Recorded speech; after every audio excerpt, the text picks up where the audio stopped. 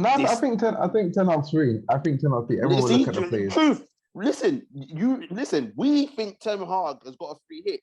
If you ever hear how the British media are treating this guy, bro, after 2 games, they were like, he's not the right man for the job. Why did they bring him here? He doesn't know anything about football, blah, blah, blah. And I'm just like, bro, where was this energy for Ollie, please? Where's this energy for Fat Frank and Steven Gerrard, please? Yeah. Like, where's that energy for them? Spartans! What is your profession? Yes, people, another edition of Knightz Roundtable Discussions where we discuss all sports all the time. Got my guys, the Truth and ST in the building. How we doing, people? All good in the hood, man. Better. I thought it'd be a long time coming, but Man United fans are back. I'm talking about the fans. I'm talking about the fans. The fans, freaking hell. They are back in full force. The idiots. Liverpool pissed me off. They had one job, keep you guys down. Keep you guys down. Now you guys got ahead of steam. It's because your boy Mo Salah was non-existent. Anyway, we'll get into that. Man scored a man saying he's non-existent. Oh my! Okay, let's just wait. Let it marinate. You know, it's okay. I've got time. Scored a goal and he's non-existent. Fam, he done his job. I've got time for the pyramid pennant today. You know, it's just right. Oh my gosh. We're gonna go there, fam. People, Footie Chat is back, as you can tell. I'm gonna go in. Man, but yeah, people, Footie Chat is back. Obviously, you know what it is. Your weekly dose of that football. What the fuck is that? Hold on. Sorry. I thought my camera went. Weekly dose of football. But yeah, people, we're going to be getting into it. Obviously, you can hear from the Truth and ST. We're going to be talking about United. We're going to be talking Liverpool. We're going to be talking 100% in a Mike L. We trust Arteta, and we're also going to talk about Tommy Tuchel and Chelsea. But before we start, as usual, make sure to like, share, comment, and subscribe to the channel.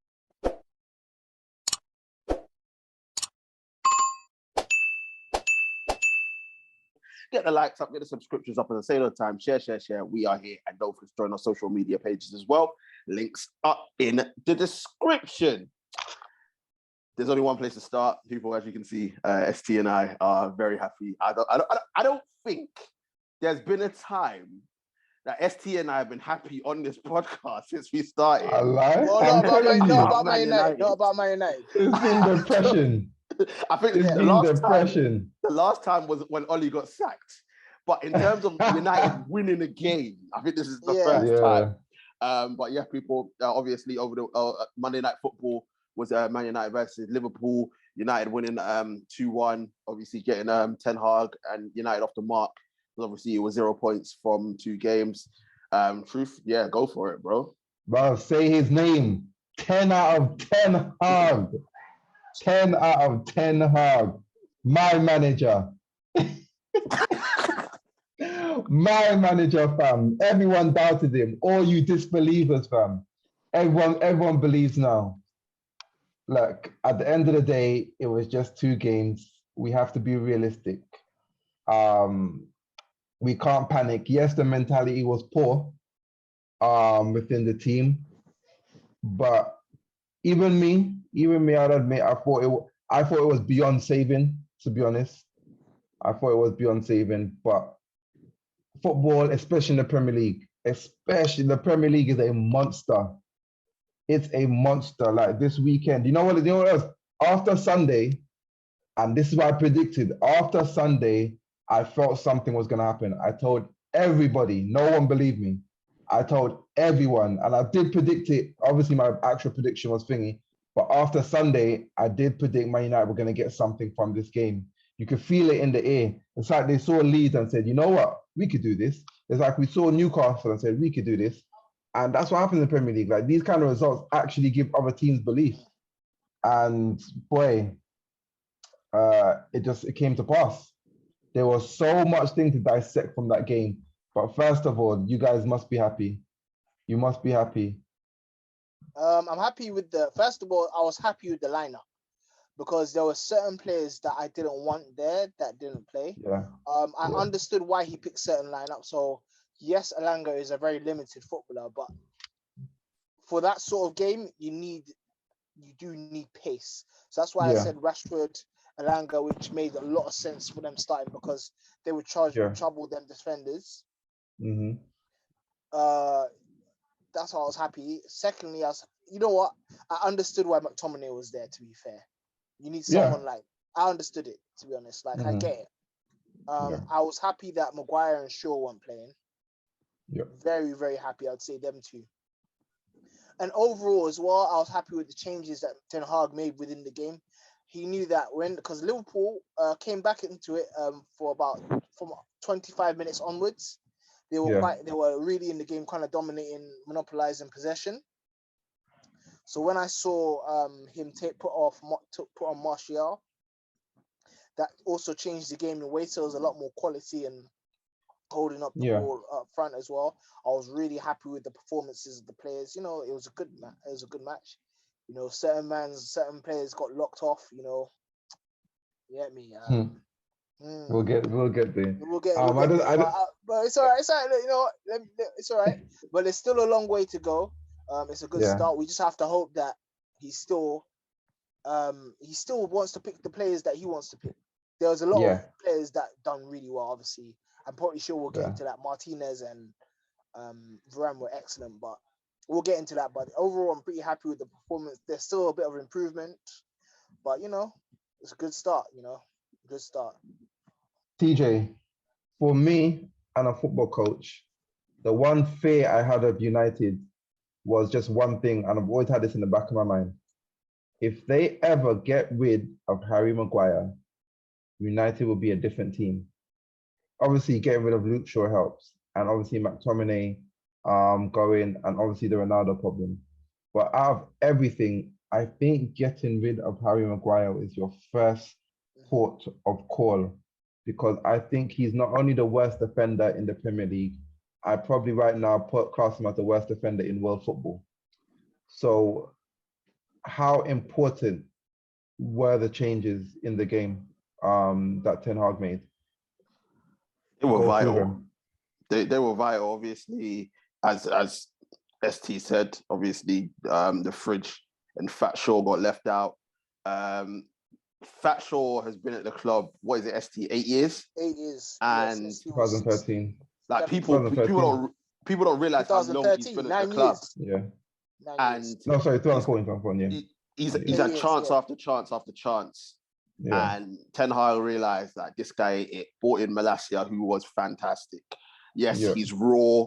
Yes, he's got a lot to learn. But he is what Luke Shaw isn't, and he's what we need. Yeah. Martinez, fantastic. Again, obviously, we know the size thing, but that's not really been an issue. But people pick on it because obviously he's 5'9" or whatever, blah, blah. It will be an issue. I don't not versus Liverpool. I don't think it will be an issue because like in all the games that we've had, he's won the most aerial duels. So I don't think the point. I don't think his size is an issue at all. I just think that people want to use that as a negative against him. Yes, or fair enough, you're gonna have someone 6'3" and him 5'9". It depends on how he deals with it. But like for example, the Brighton game, where Gary and everyone all them were talking about size. The only time size was an issue was on the third goal. There was no issue apart from that. The fourth one was an excellent counter-attack. The first two were David De Gea the mistakes. Just a little pause. So in terms of what it is, I'll tell you what it is in football sense. When there's such a massive weakness, it invites pressure. So it gives a team an outball when it wouldn't normally have an outball, if you get what I'm saying. So it does relieve loads of pressure, and it will be an issue against certain teams. But Liverpool was definitely not the team where his height was going to be exploited. So I think he was very comfortable. But against other teams, I say the likes of your Newcastles, your Bournemouth, because Solanke is kind of a unit. Even against something like Tottenham, people could target. But against Liverpool, it wasn't going to be touched. Like, he was comfortable. Of course, obviously, when you're going up against Bobby Firmino, it makes it easier. I'll say that. It makes it easier when you're not going up against somebody. Obviously, if the Uruguayan Ande was playing, he still wouldn't have been an issue because we know his touch is dog shit. But anyway, he didn't play, so we can't say nothing. He got the red card because he was scared to come to Old Trafford. It's all right. But yeah, truth, as you said, the biggest thing was that Fridge not playing, because what it gave us, first things first, we know what Liverpool are. Pace. So having Martinez and Varane, mobile centre-backs was vital. Also, I know, obviously, Truth, you have your reservations about Varane, and obviously they are warranted. Justified. He's injury prone. That's one of the biggest things. Why would you leave Real Madrid to downgrade to go to Man United? But the one thing I liked was Varane and Martinez's partnership. They were constantly talking, constantly making sure that everyone was in their position, and Varane took lead in that. And he was like organizing everything, something that Fridge doesn't do. He just had that dumbfounded look on his face for 90 minutes. When he's pointing, man, he sees it and he's pointing. Why did he keep on pointing? People need to tell us, like, who's he pointing to? All the time he's pointing. Bruv, no one knows what he does. And I just like the fact that Varane helped out Dalot, Martinez helped out Malacia, because Malacia needed that help, especially going up. Obviously, I know the pyramid pennant is who he is, but he's still a threat. But over that side, Malacia managed to do the thing. So I think it was absolutely vital that the Fridge. And what we also saw was David De Gea wasn't as panicky because he didn't have the Fridge in front of him. Now, we know David De Gea can't play out from the back and his feet and whatnot, but he wasn't as panicky because he knew the two guys that he had ahead of him were quality players. When you got a Fridge in front of you, bruv, you're just like, fucking hell, I don't know what's going to happen. Bro, you just don't know. You just don't know. So I think that was big.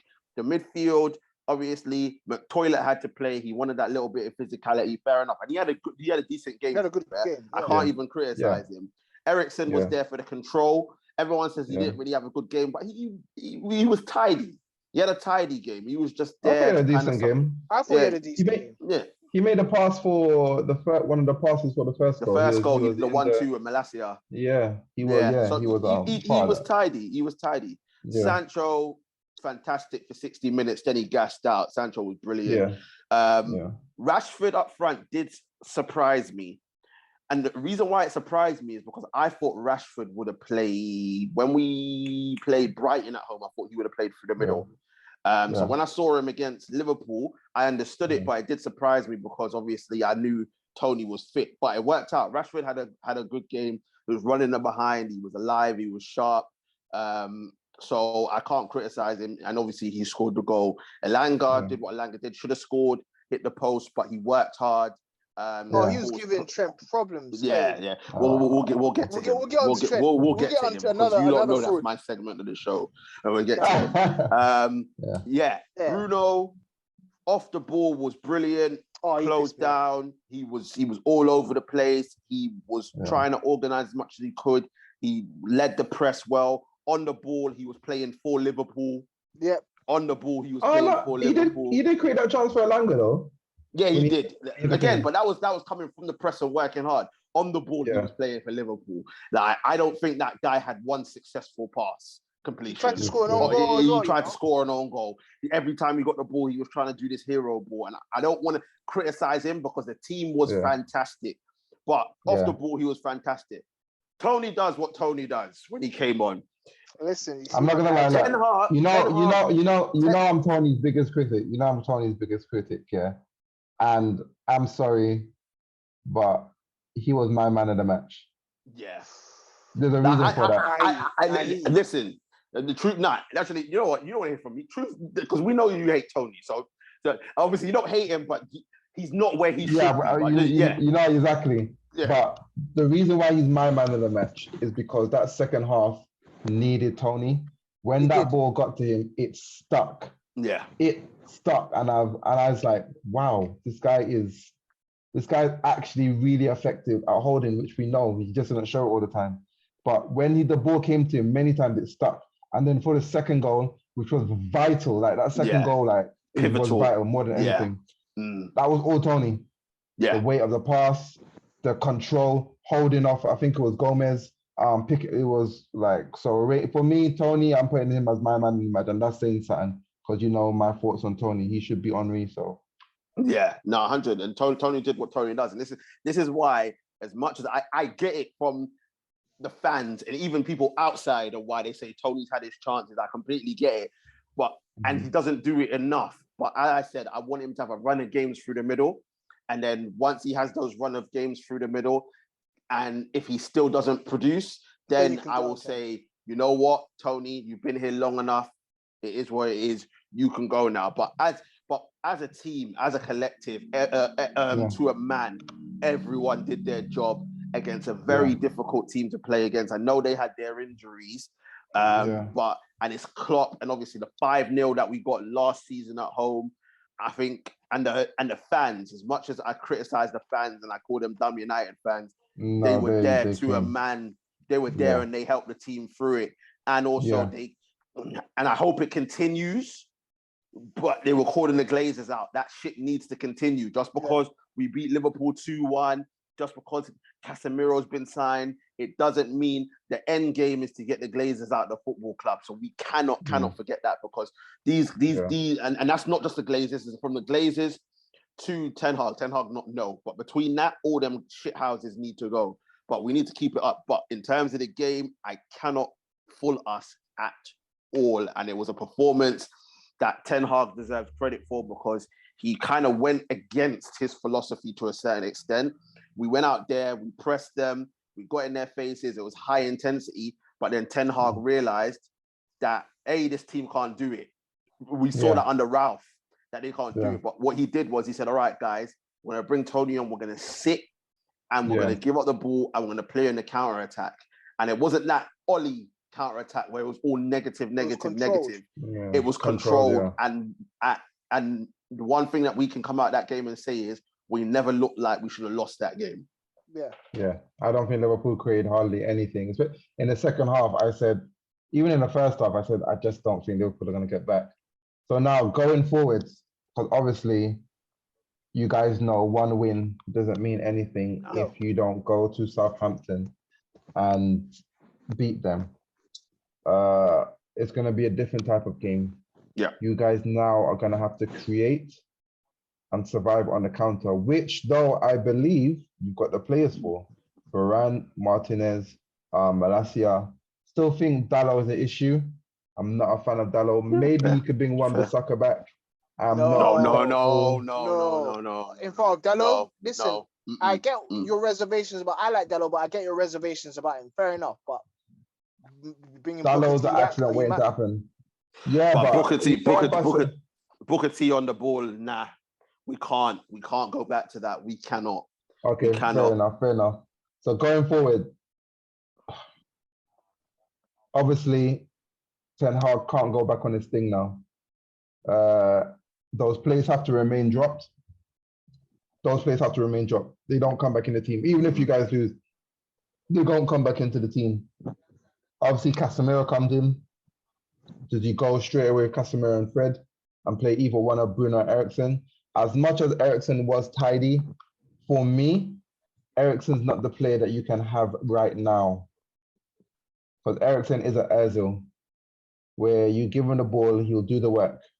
But he just can't put in the same shift that, unfortunately, Bruno can put in, or Van der Beek can put in, because, the man's got a faulty ticker.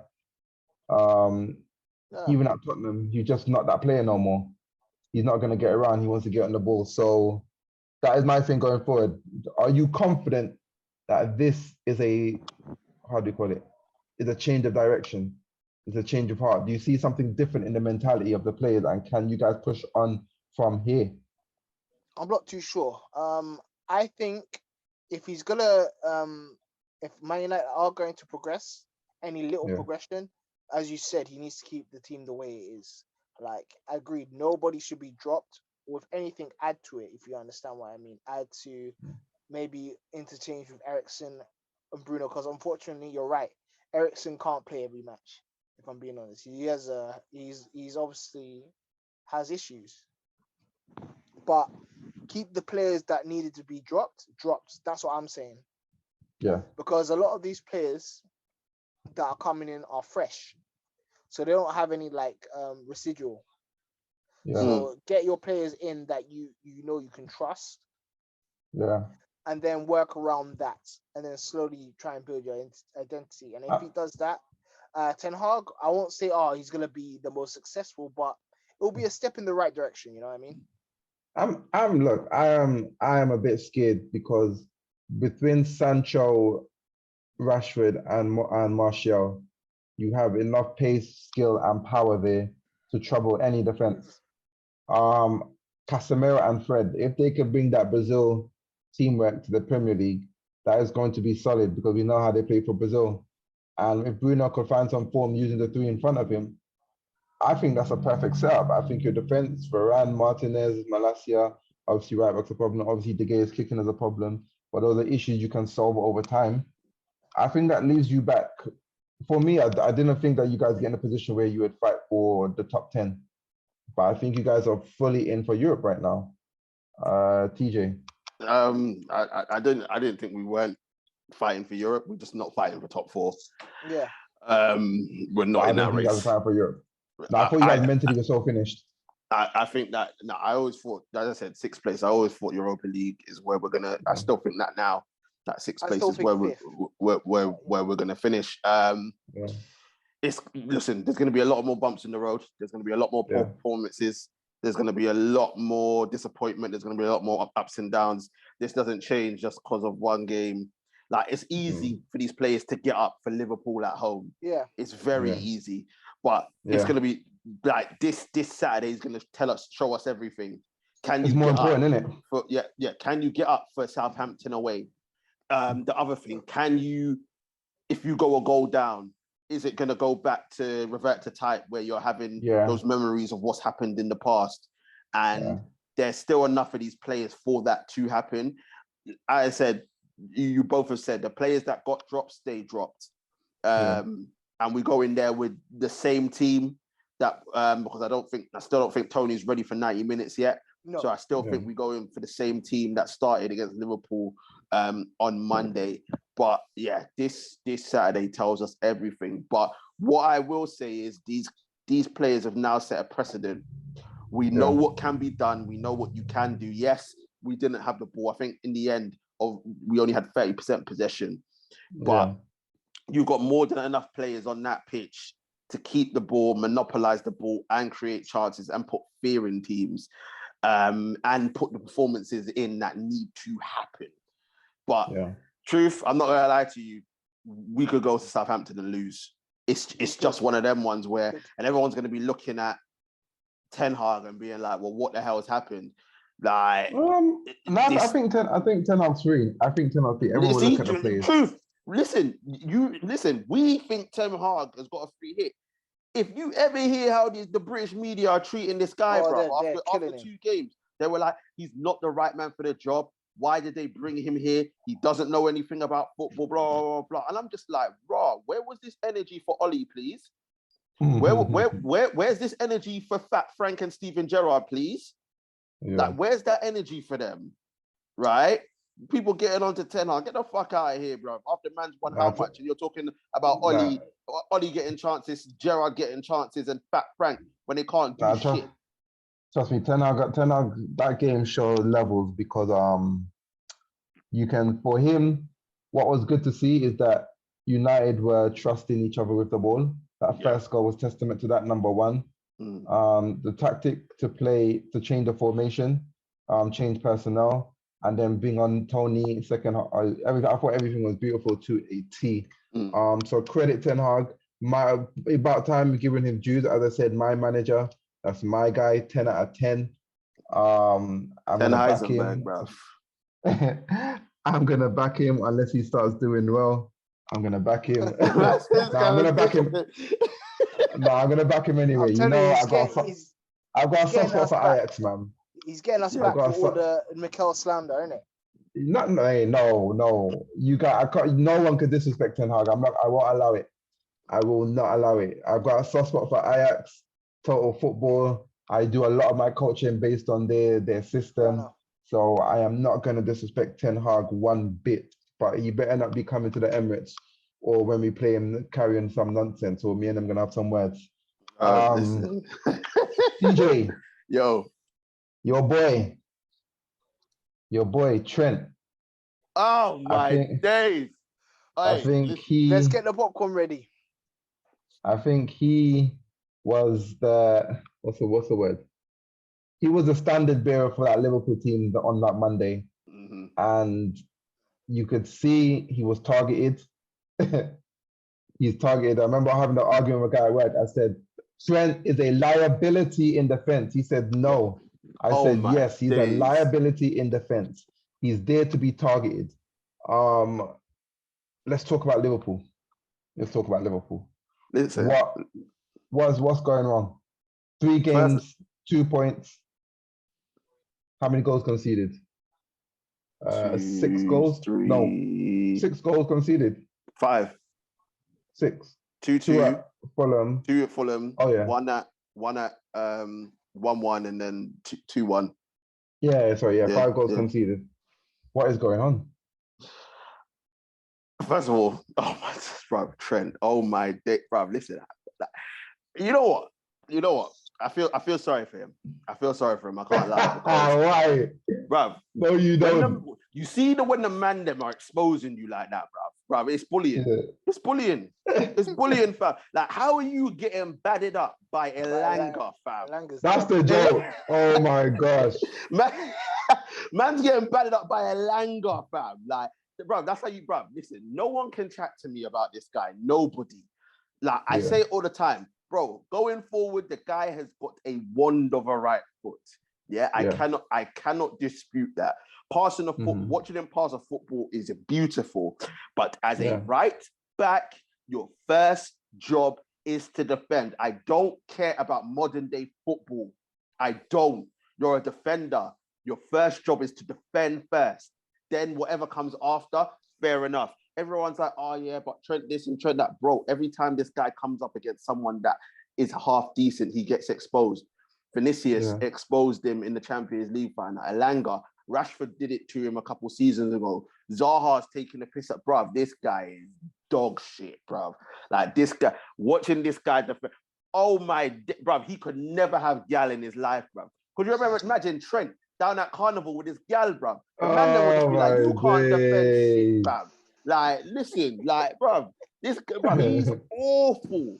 Awful. And I'm a defender myself, so I hate getting onto defenders, innit? But like, I'm sick and tired of people going on like this guy is the best right back in England. He can't get into the England team or get ahead of Reece James. He can't get in ahead of Carl Walker. It's even debatable if he can get in ahead of Kieran Trippier, because Trippier can score free kicks too, as we saw on the weekend. Yeah. So I'm just like, bro, like, everything that, as you said, Truth, everything that was wrong with Liverpool started from Trent.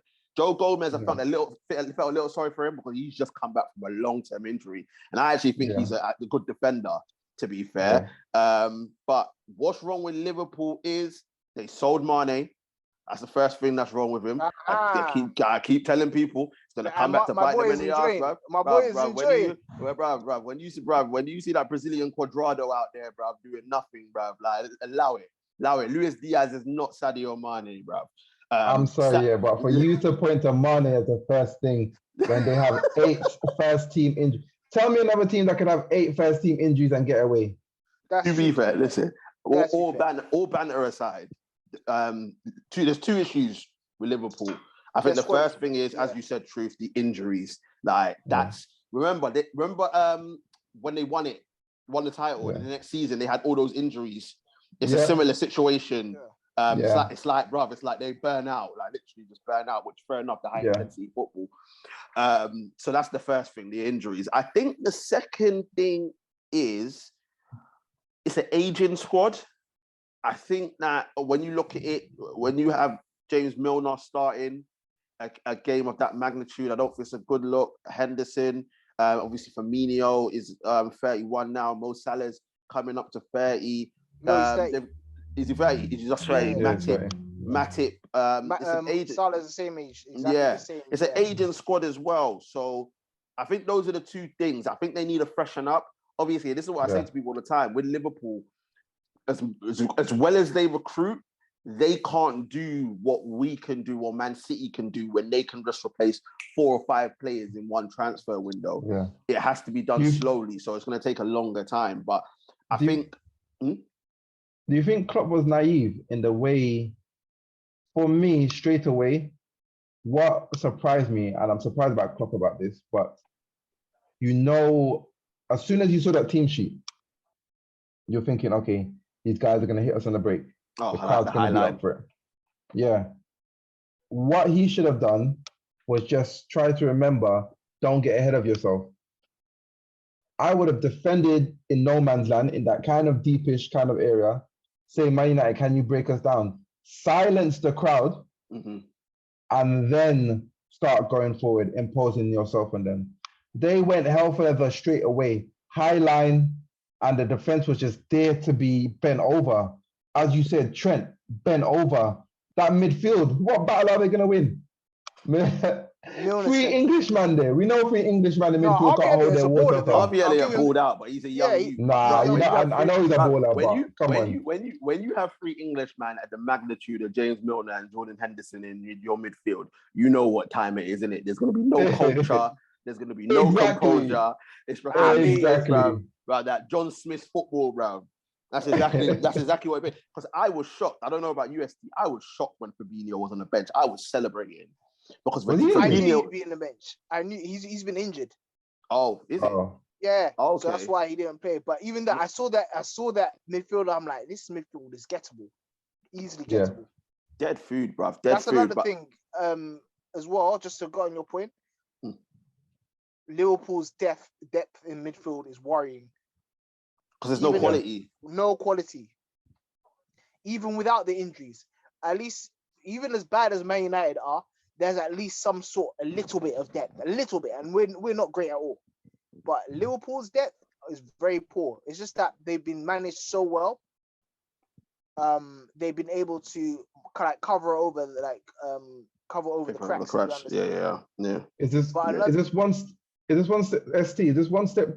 one season too far for Klopp? Can it all blow up if they do not do something soon in terms of recruitment or get players back? Because I told you, the Premier League is a monster.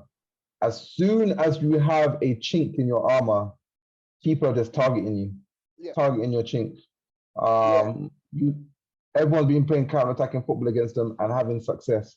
They've been giving away the first goal for the last 9 games out of 10. It's like, can the wheels fully come off this Liverpool side right now? It could possibly, and I'll tell you the reason why. Liverpool with Klopp, and this is what people don't realize, as much as I rate Klopp as a manager, again, he only has one style of attacking. People are saying, oh, why is he playing the high line? That's because Klopp does it against every team. He doesn't know his teams do not monopolize the ball very well. If you give teams, especially, he doesn't have the cultural players, and it's never been Klopp's style. So when you're seeing Milner and Henderson monopolizing the ball, they're just passing the ball for passing sake. They're not actually progressing it. There's not patterns of play, and that's not the way of Klopp's style. And Klopp does himself only have one style. So even when I see the high line, that's the way his team play football. That's the way. He doesn't know how to tell a team to sit back, if you understand what I mean. It's true. He doesn't even do it against Man City. He doesn't do it against Man City. But the problem is, the reason why they cause problems against Man City, because Man City's pace, Man City are not the paciest team, so that's why Liverpool always cause them problems. But Klopp only does know how to play one style of football, and that's what's costing him. He's not able to adapt to situations because the players that you have, they don't monopolize the ball. If you had someone like Thiago, for example, Thiago and Fabinho on the pitch, then it's a different story because you have control of the ball. They'll know where to pass, who to pass it into. Then you can have Starlight Diaz or Firmino or Nunes actually running off players and getting into space. But so we're saying it's too early. It's still too early, but I'm worried. Way too early. It's early. I think Liverpool, when they get their players, they'll be back. They'll be back. I think the only concern I would have with Liverpool is in terms of the title race. I think that if they don't start performing in the next couple of games, they could be out of it before it even starts. But in terms of the top four, no concern there. In terms of when it gets deeper in the Champions League, no concern there. I just think that they won't. I don't think there'll be much of a challenge to City, especially watching it now. I seeing what they have. Salah will have to score a record amount of goals in the Premier League for them to have a sniff at winning it, because Noodles is not good enough. Luis Diaz, tricky, but I don't think he'll get enough goals, and they don't get goals from midfield either.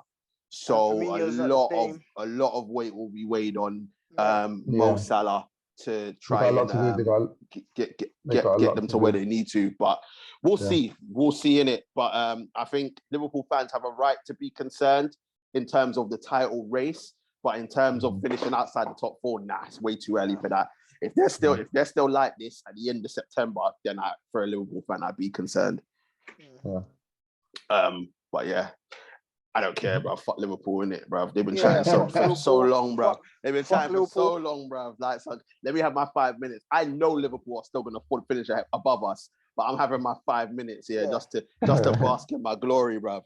But let's go from one team struggling to another team struggling, and that is the blue side of London, and that is Chelsea, bruv. Stamford Blue, bruv. Is that what they call it in Pez Street? Fulham Broadway FC, yeah? That's what they call it. Listen, Chelsea, what are they? What is it? Oh, yeah. Obviously, they're on 4 points. But that loss to Leeds was awful. Brutal. And bruv, it was nearly as bad as what happened to us against Brentford. I think the difference is that we're not supposed to be challenging for the Premier League, whereas Chelsea are supposed to be challenging for the Premier League. So to get done by Leeds like that, Truth, was crazy. So my question to you is, bro, say, for example, for whatever reason, Chelsea cannot get the deals that they get in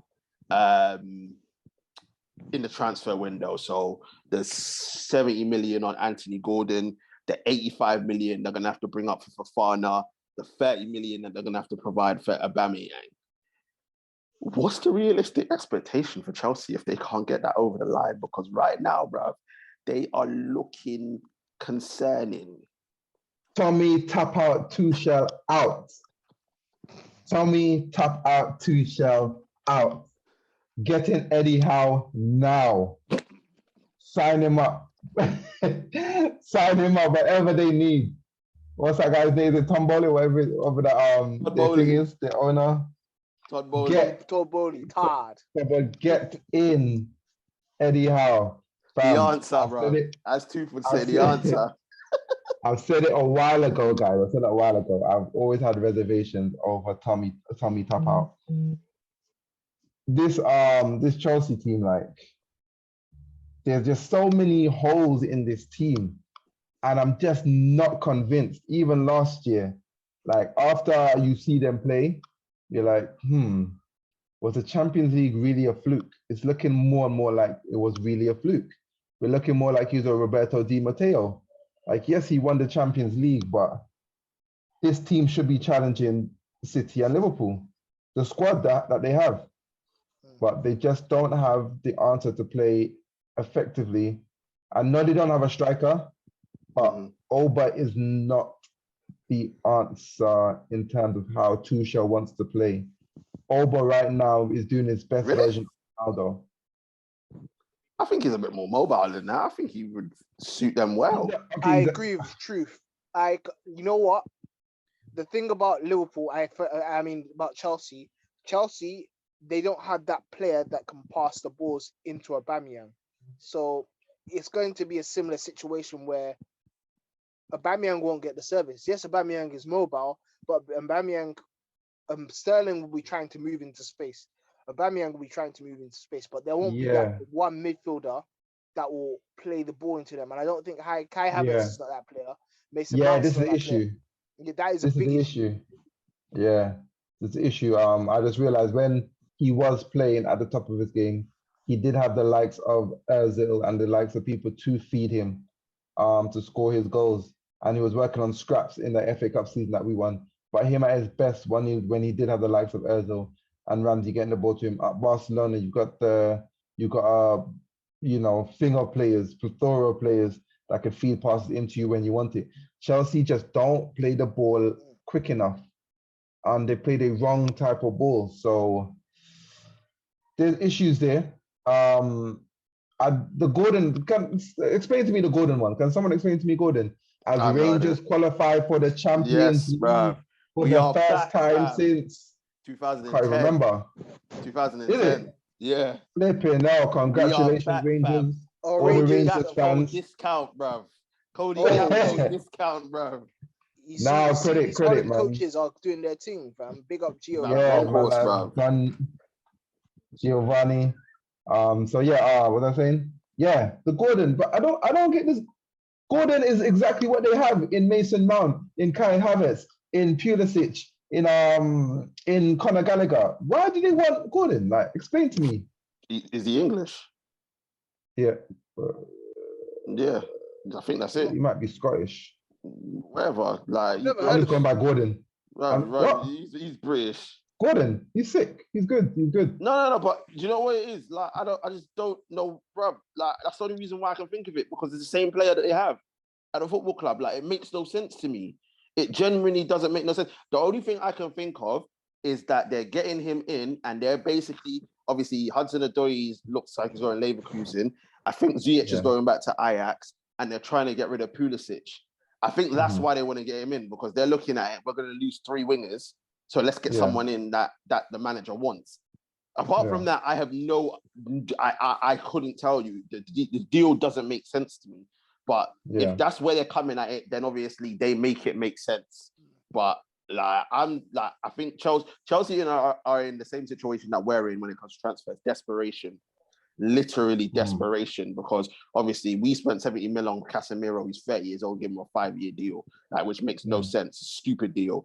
But I think Chelsea are in the same boat. They're paying 60 million for somebody that you wouldn't even say is probably gonna do much, if anything, in the league. Yes, he's a talent, he's a good player, but look how many of them are out there. There's nothing outstanding about him. Then they're gonna play 85 million for a centre-back who is good, to be fair. We like Fofana. I think he's a good centre-back. But 85 mil, I know we did it like dickheads. Learn from our mistakes.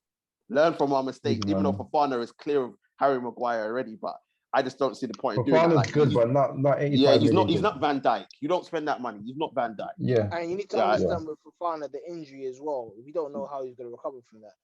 Exactly. Maybe his head was turned, but I was not impressed with Fofana when he played against us for Leicester. I think his head was turned. Yeah, his head's been turned. That's why he's been left out. Yeah, because he's mentally not there. And then as for Aubameyang, I think it's a good deal as long as it's a year and that's it. As long as it's a year and that's it. Just as a filler. I need a centre forward. He's proven in the Premier League. He's going to want to have a point to prove against Mikel Arteta. So let's just use him for that year and then move him on and then go and get the centre forward that you really want. Do you spend that much though? Do you spend 25? 30 is not what you want to spend. That's what Barcelona want. I think this is the one where you let time go by and Barcelona will get desperate and you'll probably get him for like 15. You'll probably get him for like 15 mil in the end. So I think as long as it's a year deal and that's it, I think it works out for them well. But in terms of Chelsea on a whole, I genuinely don't know what they need to do, because I think the biggest issue for Chelsea is that they cannot keep Kante fit. So, and without him, their midfield is bypass. You can bypass that midfield. I know Kovacic had a good season last season and he's been injured as well. But the fact that they can't keep the two of them fit, bruv, Chelsea's that midfield is just a bypass, bruv. And we see him with their centre-backs, bruv. Truth, I'm going to let you talk about Koulibaly. But, bruv, it's Pensioners FC back there. It's literally Pensioners FC out there. Back there. I said this guy for a long time. You guys know my thoughts on him. I do not rate him that highly. Obviously the goals wasn't his fault, but he's not. For me, Koulibaly is put into the same category as your Van Dijks, as your we're not good defenders. I just got to Van Dijk and that's it. Name some good defenders. Not many. It's hard. Not starting. Even But the even striker- fine, he's supposed to be a Van Dijk, a difference maker. I don't think Koulibaly is a difference maker. I don't think he's a difference maker. I think he's someone that plays with the difference maker and he's solid in that sense. He's not the players that Chelsea thought they're getting, trust me. He's gonna get more and more rash as the season goes on. He loves a slide tackle. He is aggressive and he's gonna do well against teams that are very physical. But against mobile teams, I do not trust him. I do not trust Koulibaly at all. And he's gonna get a wake-up call. You don't come from Italy into England and think you're gonna have things your own way. I'm sorry, like this is a monster. So yeah, reservations out. This is his first, not poor performance, but first question marks over him. And as I said, if he does well, I hold my hand up and be like, he does well. But everything that he does wrong is on a microscope. And this is his red card. The same way you guys are flipping killing Nunes, the same way Koulibaly is on forward watch, fam. So Fair enough. yeah, watch the space. Nah, I hear that. I hear that. ST, finally, just to wrap up on Chelsea. Tuchel, he is going to be under a lot of pressure this season because he's had his first season, full season. Obviously, he came in halfway through and won the Champions League. He has to win something this season to appease Chelsea, the Chelsea board and the Chelsea fans. If there's no significant improvements between now and December, is there a possibility that he could get the axe that early? I don't know. It depends on how Todd Bowley is. I don't know what his track record of managers when he was with, LA Dodgers or whatever it was.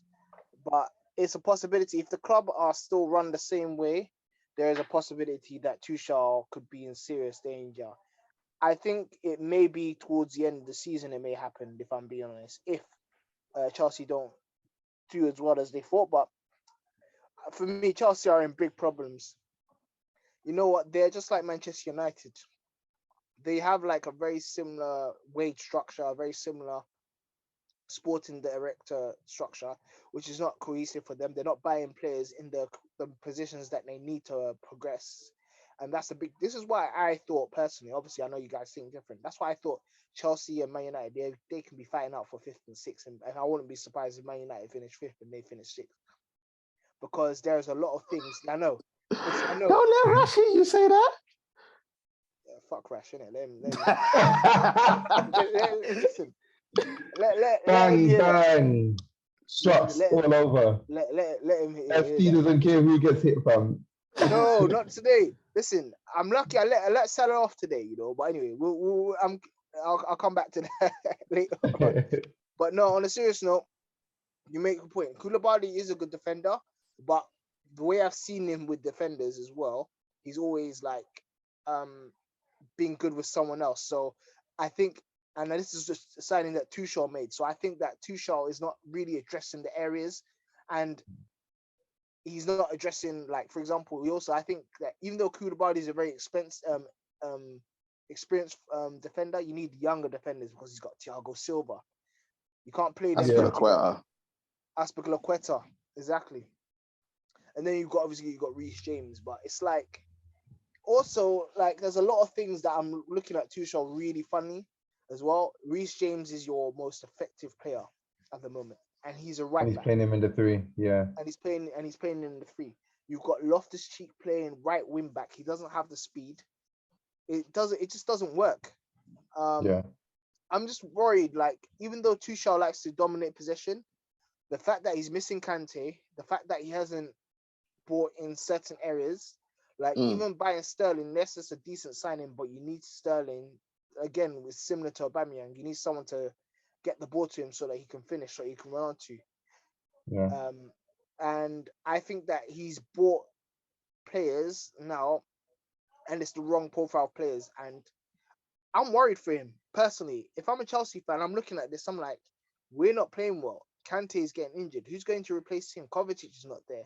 We're not playing football. We're playing quite dull football. We do dominate possession, but we don't have the players to. And when we get pressed, like Jorginho will get pressed. Like he's under a lot of problems. Chelsea themselves, I'm very worried for Chelsea, if I'm being honest. There will be times where they'll play well, but yeah. Let's create Leeds on a good performance though. They've started off the season. Oh no, yeah. Leeds have been fantastic. That Marsh guy has got them playing really good, and he's addressed certain things that they needed. They replaced Rafinha quite well, and they look. Oh, I don't think they replaced him. Rafinha's a baller, fam. No, but not replaced him, but I mean they replaced him overall. Don't get me wrong. With a player like that, for Leeds, you need about 4 players, if you understand what I mean.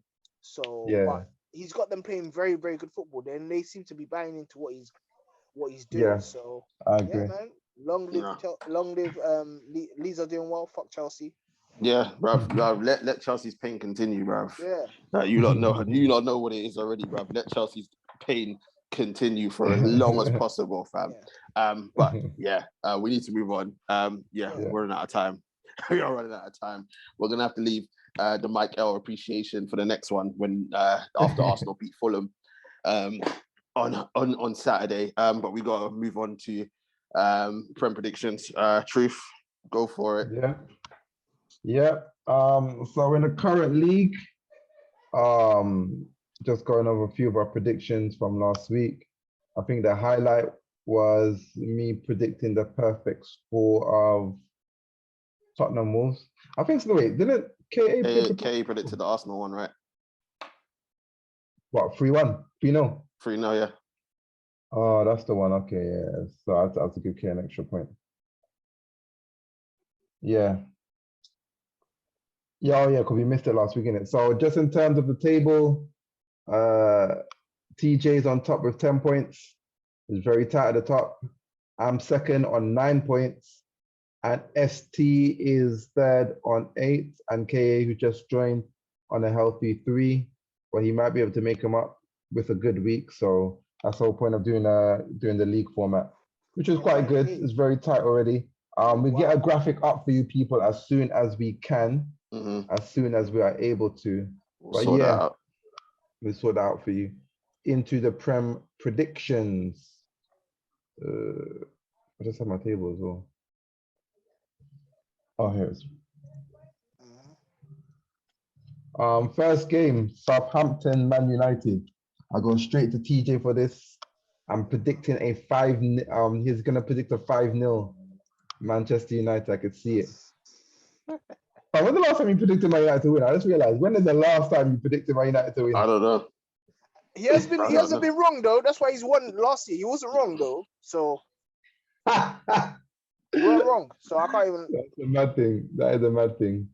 TJ. 2-2. 2-2. Nah, I can't get behind that. I think you guys take the win. ST. 2-1 United. That's what I like to see. Confidence. I'm confident. I'm gonna go. I think United will win this 2-0. It's Southampton. Southampton can't do anything. Southampton. Right. Next game is Chelsea Leicester. Ooh, 2 struggling teams. Ooh. Leicester more than Chelsea, but still both struggling. Chelsea at home, Stamford Bridge. I do predict a win. I think Leicester are awful right now. I don't know how they're gonna win. I'm gonna predict 2-0 Chelsea. ST? I was gonna say 2-0, but I'll say 1-0 Chelsea. I think Leicester are terrible. Yeah, right now they're terrible. Yeah. 1-0? They're 1-0. TJ? 2-1 Chelsea. 2-1 Chelsea. Cool. Next game is Man City versus Palace. Ooh. Man City don't like Palace, you know. They don't. I know. that is the worst. They're one of the worst teams to play.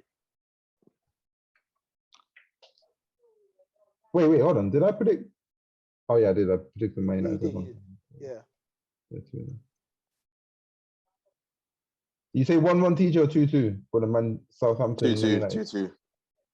2-2. And ST, you said 2-1 in it. Yeah, 2-1 United. Okay. Yeah, Man City Palace, ST. Oh God.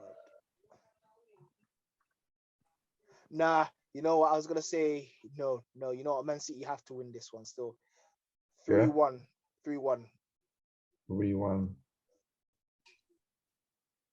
I'm actually gonna go for my second team. I think they get a point. I was so tempted to doing that, but I said no. After that I'm going result 1-1. against Newcastle, nah. But anyway, it is what it is. I said they go 1-1. I hear you. TJ? 2-1 City. 2-1. So we all agree it's gonna be at least tight. Yeah. Next game is Liverpool and Bournemouth. Two teams without a win. Liverpool are slapping up Bournemouth. Really? Yeah. I don't feel so, but let's see what they do. TJ? 4-0 Liverpool. Whoa, who's gonna score? Salah hat-trick, yeah? Yeah, Salah was stat pad. Yeah, he'll score. This is a game where he stat pads. Yeah, he'll score. Listen, I'm saying 3-0. 3-0, yeah. Yeah, man. Listen, Liverpool win that one. I think they score because they got Trent. I'm gonna go 3-1 Liverpool. I think it might be a bit shaky though. Next game is, what's this one? Oh, the evening game is Arsenal-Fulham. Arsenal-Fulham, Arsenal at home.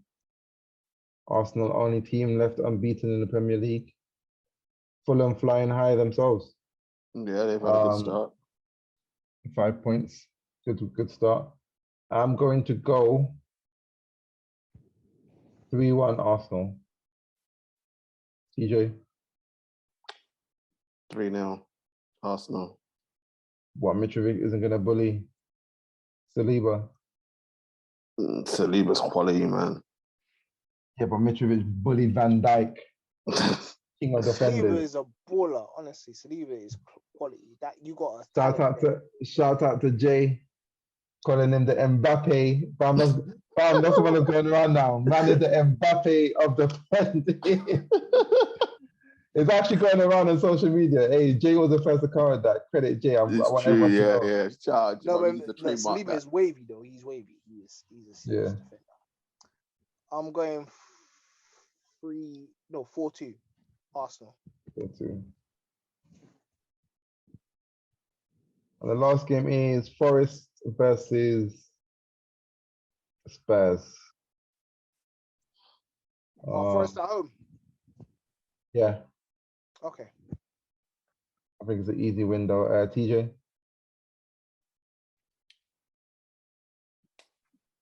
2-1 Tottenham.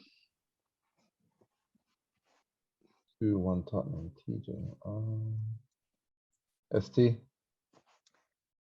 3-0 Tottenham. 3-0 Tottenham. I'm gonna go 4-1 Tottenham. 4-1 Tottenham. Yeah. Yeah.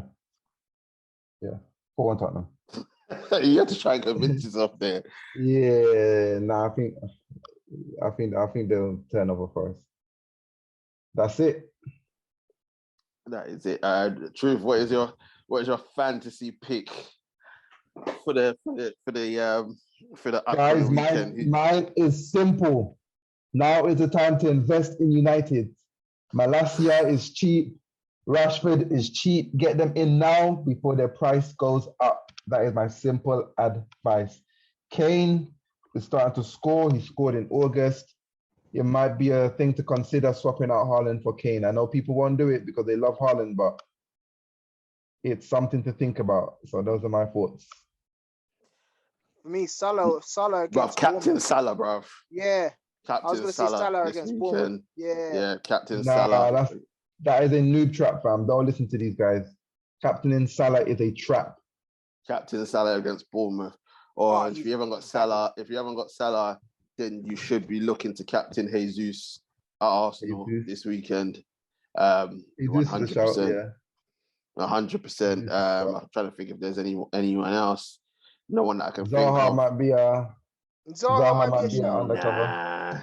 Nah, not for me. Who's playing? Who's Everton playing?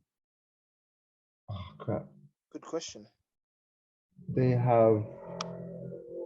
Is it Brentford? Brentford away, in it. The Brentford? Because it's Ivan Leeds. Toney. Right, Ivan Toney. Put Ivan Toney. In your team. Ivan Toney, 100% against Everton. Everton played well the other day though. Fam, Listen. it's Fat Frank. They got lucky with a draw. Ivan Toney, bro. If you ain't got him in there, what's Tony like a 6.5 or something? A cheap Nah, he's expensive, man. 7. Oh, is it? Oh well, Yeah, he's I was 7. trying to help people, but yeah, people, those are the picks for the fantasy league. So make sure you get them players in. And as we said, ST and I, Captain Salah, Captain Gabriel Jesus, whichever one you have in your team. People, we gotta wrap up there. Let us know what you think in the comment section. Let us know what you think about United. Are United finally back, or is this just a one-hit wonder? Let us know what you think about Liverpool. Are Liverpool done for? Is this the end of Klopp? Is this the end of the Liverpool regime? Will Trent ever be good at football? Let us know what you think in the comment section. Chelsea, are Chelsea dead? Is it Tuchel out from now? Will Chelsea actually qualify for the Champions League? Will they win a trophy? Will Rash watch a Chelsea game? Let us know what you think in the comment section.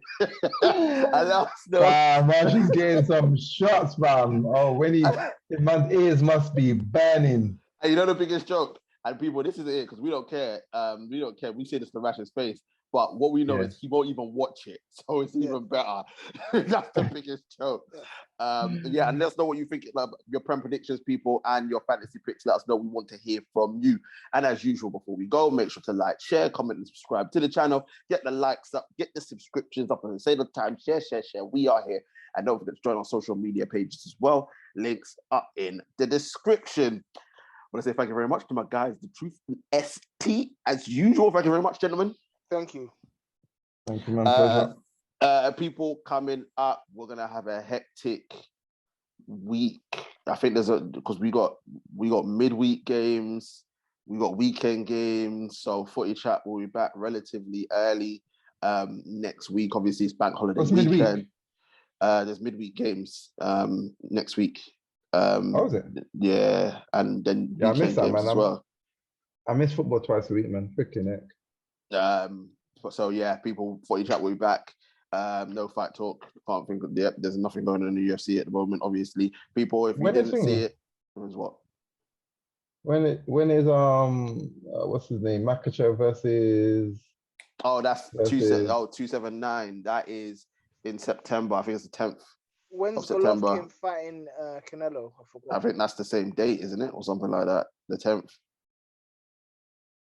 I think it's one of them dates. One of them, and one of them. But people will look for it. But there's no fight talk next week. That's what I do. There's no fight talk next week. But yeah, people, and don't forget to stay safe, be safe, enjoy your bank holiday weekend. Catch me down at Carnival. You know what it is, and we shall see you very, very soon. Peace. Peace.